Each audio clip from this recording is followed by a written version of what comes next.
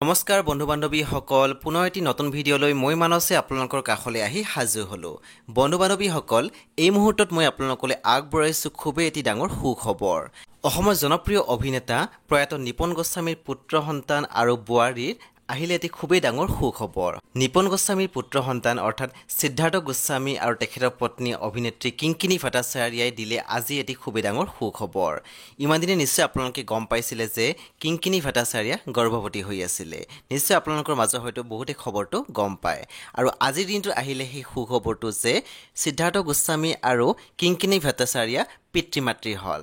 দুটি সন্তানৰ পিতৃ-মাতৃ হল কিংকিনী ভট্টাচাৰ্যা আৰু সিদ্ধাৰ্থ গোস্বামী তেওঁলোকৰ টুইন্স বেবি বয় হৈছে আৰু আজিৰ দিনটো সিদ্ধাৰ্থ গোস্বামীয়ে সোশ্যাল মিডিয়া মাধ্যমত শ্বেয়াৰ কৰিছে সেই পোষ্টটো মোৰ চেনেলৰ ফালৰ পৰা কিংকিনী ভট্টাচাৰ্যা আৰু সিদ্ধাৰ্থ গোস্বামীলৈ বহুত বহুত শুভকামনা জ্ঞাপন কৰিছো